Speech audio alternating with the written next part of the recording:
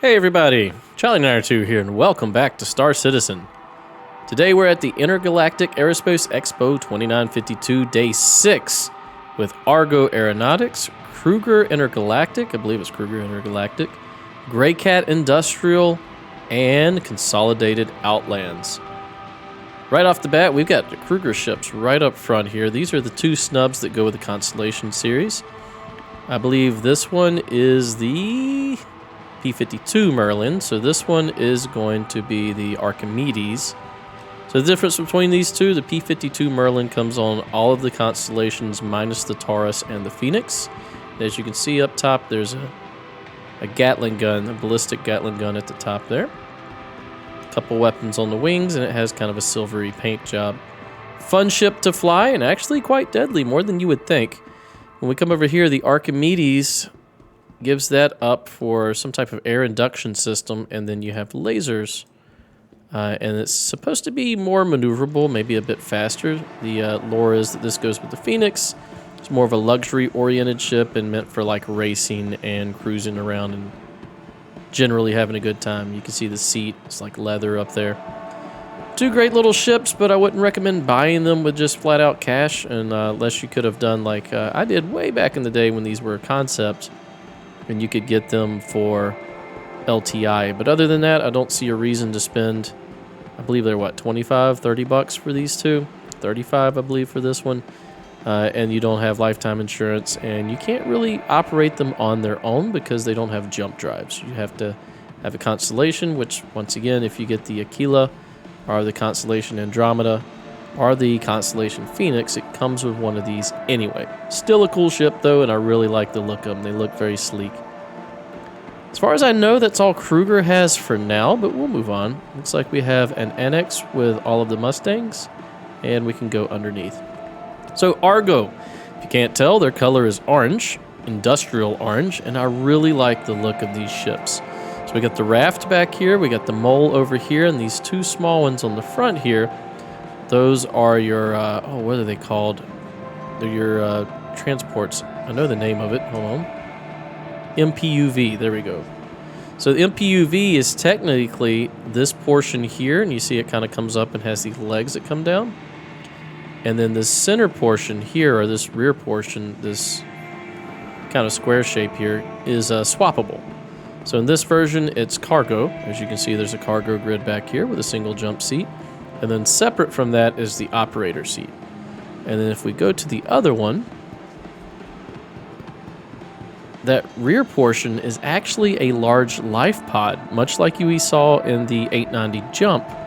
And this is the crew transport, our personnel transport rather. So this is one of those life pods. So this actually can be picked up by this Argo MPUV, and can also be a life pod for a much larger ship, or can just be used to ferry passengers around. Very cool little ship. If you buy an Idris, I believe it comes with one of these, but it can be a good tender ship for some of the other larger ships like the 890 Jump, and maybe some of the other ones coming in the future. Once again, these are a snub ship. They do not have a jump drive, much like the Merlin and the Archimedes over there. So having this as your only vehicle is probably not the best idea, but having this as a companion vehicle for a larger ship would make more sense. All right, moving on. We'll take a quick look at the mole back here. I do have a full review of the mole on my channel, so you can check it out. We're just going to look at the exterior of it. We'll talk about what's inside. So this is a mining ship. I love the bridge. I love the design. It's almost like a air traffic control tower, how it leans outward. And you have a couple seats up there, and it actually has quite a good view.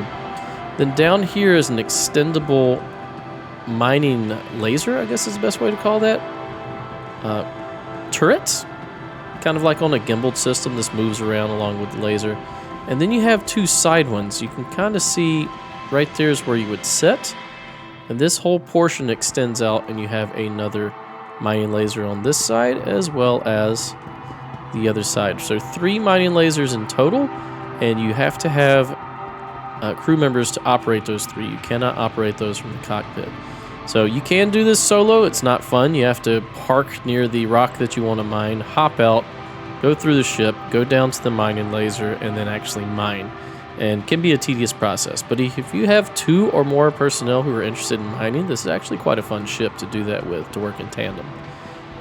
Much like the Prospector, which we'll see on Misk's Day, these are expandable cargo bags. Now in the future, you're supposed to be able to jettison this bag, have a cargo ship come pick it up like a Caterpillar or something similar, and then these are actually more bags in waiting. These will expand, I think, 2 more times so that you can fill up, what do we got here? 1, 2, 3, 4, so that would be 8. So you can do 8 bags 3 times, so 24 bags total. That's not implemented yet. Right now it's just internal cargo, but at some point it will be. There is a refining section. Let me rephrase that. There's not a refining section. There is a filtration section. It's meant to filter out the debris or the non-valuable minerals or whatever it's called. There's a technical term for it, but I am not a geologist or a miner. Inert, I guess. But I guess it would all be inert. It's supposed to filter out the materials, but it doesn't work yet. But there is that, not really a refinery, but a separator in there. And then there's a crew quarters in the back with complete habitation. You have kitchen, beds, bathroom, and the like. But overall, a cool ship. I like it. When it takes off, these engines actually turn into like an X configuration, which looks pretty cool. Right now, it's in its landed configuration. Pretty expensive. I think it's over $300. If I'm not mistaken, it's like $325. Could be higher than that. But I have one as a loaner because I do have the Orion. Next is another interesting one. This is the Argo Raft. And as much as I love the interior layout of this thing, I don't quite get it. The purpose is it's supposed to be able to quickly use these large cargo containers. You see how they're just kind of held in by clips. So the idea is this makes loading and unloading cargo faster than similar cargo-sized ships. But for the money, I think a Freelancer Max is probably a better way to go, or even a Constellation Taurus. That's just me. Let's see if we can figure out how to get in this thing. I've been in it once. I don't remember where the elevator is. Is it one of these? Is it here? Looks like it's here. No? Elevator, where are you? It's a docking collar. Here, let's figure this out. Let's get in here if we can. There it is. Alright, so I guess that's the button. How do we get into this thing? Will it let us? Doesn't look like it will, to be honest.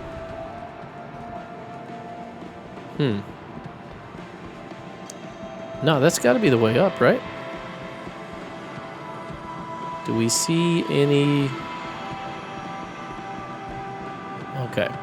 We'll try just a couple more seconds and then we'll call it good. I think this is probably the button you would... Oh, there we go. Did we just get lucky? Someone's coming down? Okay, cool. Thanks, Naked Man. Alright, we'll hop in. We'll go to the lower deck first. We'll take a quick look at this and then we'll go look at the other ships. Reason I want to show this off though is because it has one of the best interiors in my opinion out of any ship as far as like coziness. Alright, so let's open up. Industrial looking. Here's the bridge. I like the bridge or cockpit, whatever term you decide to use here. You got great visibility. See everybody running around out there. There's an airlock. Can we open it? Yes, we can. This should take us to that front docking collar. There you go. See if we can open that up. Very slow, but it does work.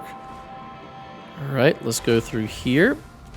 So here's the crew area. I love this setup. Look at this. You got a window to actually be able to view the cargo. You've got this banquette here. Got some water on the floor. Nice little kitchen area, complete with some mustard and ketchup. What is this over here? Straws, space straws, awesome. Got a couple of bunks. There is a latrine somewhere. Is it here? No. A little bit of storage. There's a latrine somewhere. We got to find it, though. I don't own this ship. Yeah, there we go. There's your latrine. Look at this. It's nice looking, right? And is there a toilet that comes out? I bet there is. Empty string. Okay, we're not going to touch stuff in there. So then we got EVA suits. We've got storage for weapons. And we're going to climb up. Now, we do know that the elevator will come up here too. So this looks like where you control your cargo. Support station. Pretty cool. I like it. There's a button here. What happens if we press that? Okay, that closes the component access. We can see all the components here. So this would be engineering station. Overall, I just really like the internal layout and design. Don't know what this is. Pretty cool, though. Some more buttons. These don't work. I imagine they will in the future. And this is deck 2, engineering. I bet this calls the elevator, right? Nope, that opens that. This calls the elevator. So yeah, that's the insides of the Argo raft. Once again, its whole purpose is to quickly move those shipping container size cargo pods. Cool idea. Maybe it'll be worth its weight in gold, but for right now, I just feel like, no, I don't want to rent it. I want to go down to the exits. Can we do this? Please let me out of here.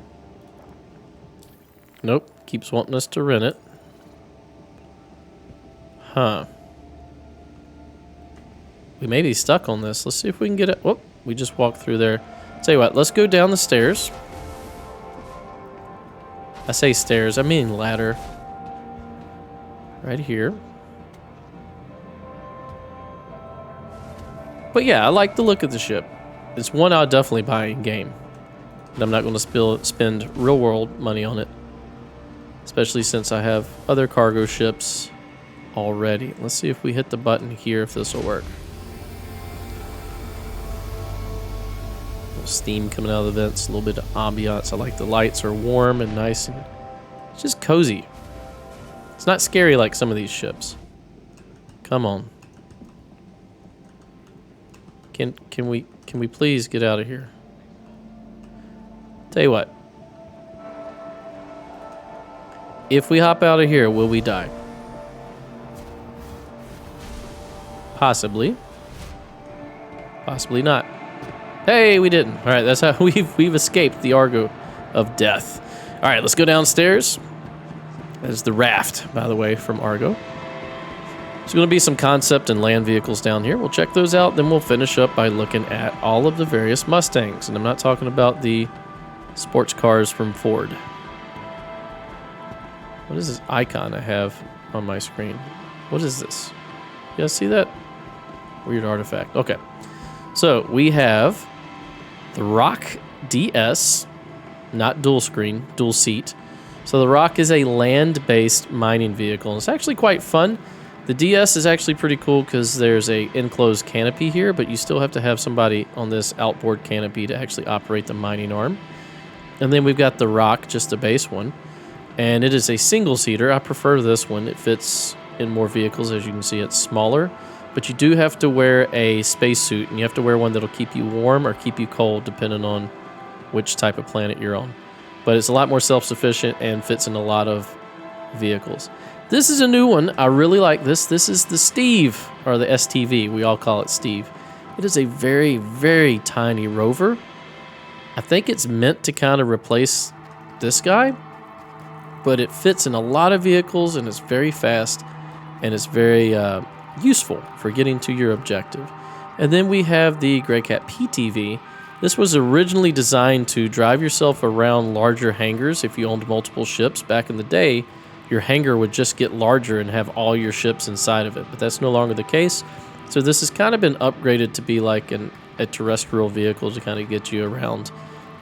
Something that's not too aggressive as far as off-road, more like an on-road vehicle.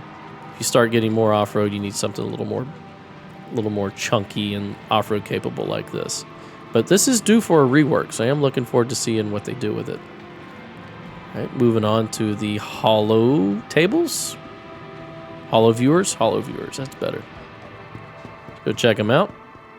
And we've got, so this is the Consolidated Outlands Pioneer. This is a giant space 3D printer. It's designed to, I love the design of it. Look at this freaking bridge, that's awesome. It's designed to land on the planet. And once it's on a planet, the center portion will open up. I believe both of these sides will kind of spread open and create a workspace here. And it will 3D print habitations. So you can build bases with this thing, which I think is really cool. As far as I know, this is the only ship capable of building a base. There has been rumor that Argo is going to come up with some type of a manufacturing ship, but it has not been announced if that's the case. Only rumor. Right now, this thing is available for $850. That's about the only way you can get it. You cannot upgrade to it. It is hull limited. And you can get it with fresh cash or with credit, but it's in limited waves. So usually you got to play what we call the F5 war just to try to get a chance to buy that thing. Personally, I don't have one. I'm not actually interested in it. If I want a base built, I'll just hire someone who does have one. All right, and then next we have the, what is this one called? SRV. It's hard for me to remember these letters. So this is a tugboat by Argo. These dishes that you see here, this large one and these two smaller ones, those are tractor beams. So it's made to kind of be a tugboat or even like a tow truck for medium to large ships. And I guess if you get a bunch of these together, you can probably move capitals around as well, or maybe help park capitals a little easier, such as tugboats do with large cruise ships and container ships. That one also doesn't really interest me, but if you're interested in being space tow trucker and tugboat man, then, or woman, or whatever, then that's probably going to be your cup of tea, but it's not mine. All right, next we have Consolidated Outlands Hover Quad. So this is like an ATV, but without wheels. It just kind of hovers. They're pretty cool. Their size is fairly small. You can fit these in a lot of ships, but once again, don't buy ground vehicles with hard-earned cash. It's real easy to earn the money to buy a ground vehicle within the game in just a few hours of playing. Unless you're going for something like a tank, which we haven't seen yet, but when we do see those, even those you can earn maybe a day of playing, 2 at the most. So I wouldn't use cash for those. Even though they're cool, not diminishing them. Just saying their value is not there when it comes to fresh cash. All right, let's finish up by looking at the Mustangs over here. Also from Consolidated Outland. I believe Consolidated Outland was billed to be kind of like the Tesla of Star Citizen. I don't know how well that joke has aged, but that was the original intent. They were supposed to be like the innovative everyman's ship brand. All right, let's continue on. Here we go. By the way, the CCU for the day is the Argo Mole. So if you're interested in upgrading to a mole, or at least adding another block to your CCU chain, be sure to pick that up today, as it has been said that those CCUs will not return after their 24-hour period, which is today. So go pick that up if you're interested. So I've got a couple of things. We've got the Nomad, which I'm actually really like that ship. And then we have the Mustang series. So the Mustang series is kind of a love-hate relationship for me. I love them because they look really, really cool. I hate them because their function just isn't quite there for me. So this is the Gamma. If I'm correct, the Gamma is like the standard variant? Hold on, I might be confused. Is there a write-up on here? Oh, here it is. It might be the racing variant. Hold on, I believe it's the racing one. Yeah, racing. There we go. So this is the racing variant. It's meant to go fast, and that's about it. One thing I will say about the Mustang series, though, if you can see up here, you're sitting here, so your head's about here. Your view is amazing out of these ships. You even get to see down the sides of the controls and displays here. What is this one? Is this one the... Oh, this is the beta. So this is the one we will go into because it does have a portion in the back. None of the other ones do. They just have the cockpit. So let's see if we can enter pilot canopy. Oh, no. Enter pilot seat. So we'll show you the view.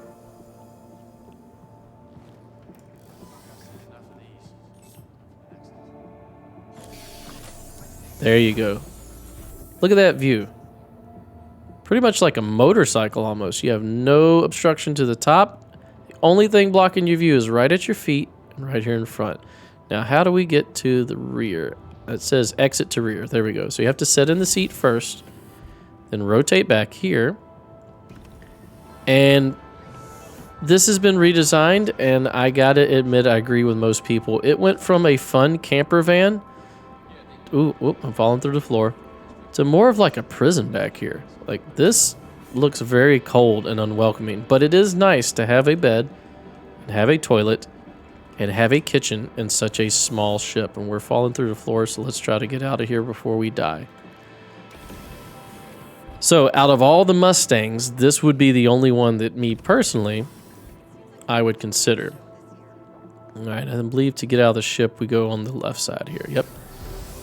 Just because of the functionality of having a bed, a kitchen, and a bathroom in such a small ship that is very maneuverable and fast. Got a little bit of weaponry.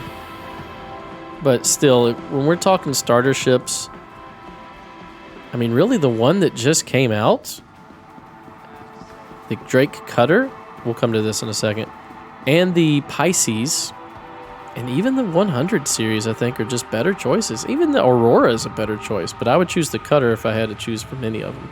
So here's the Alpha. This is the base model. You see there's supposed to be cargo that fits in the back here and then actually retracts up into the ship. There is no back section because of the cargo. And you got a modest amount of weaponry here.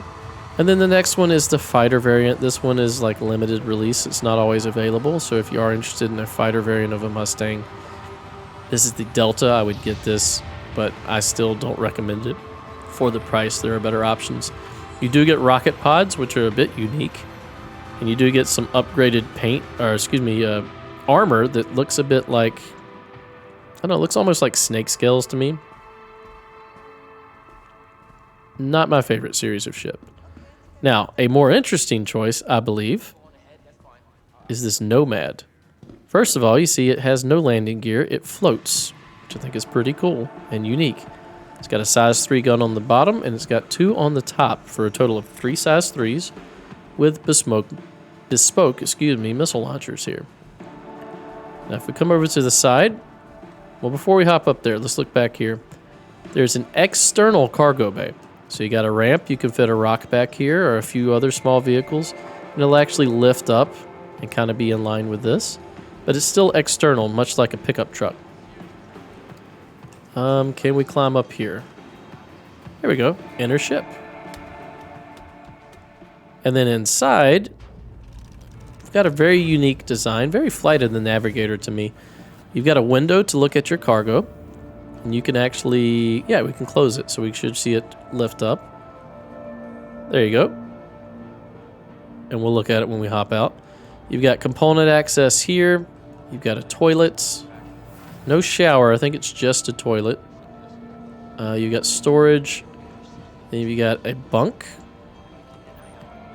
Little table, lights are being weird. And you've got a kitchen. But look at this. Marble countertops. Whey protein, and then up top you're going to have your coolers, and I believe your shields are up here too. It has like 3 shields, so yeah, 3 size 1 shields, so pretty tanky, pretty cool view. Once you get in here, this actually turns around and moves forward, so you can actually see a little more than what you would see here. You actually have pretty good view from the thing because your seat kind of overhangs out of the front. Got a plant. All right, let's see if we can get out of here. Whoops. Yeah, get out of here. Exit ship. Got confused for a second. That looked like the component access. Very unique ladder, too. But this is what we'd call an advanced starter. It costs a little more than a normal starter does. Kind of like the C8R or the Avenger Titan. This is getting close to... oh, you can see the cargo bay's lifted. It's getting close to Cutlass Black territory, which I would take a Cutlass Black over this any day, but it's still a pretty cool ship. But that's going to do it for today. Let me know what you think. Let me know what ships you're interested in. And if you enjoy my content, please consider a like, a comment, and or subscribe. Stay tuned for the next episode. Let's see what tomorrow is going to be. It should be Crusader and Tumbril tomorrow, so that'll be interesting. Stay tuned for that. We'll see you then. Bye-bye.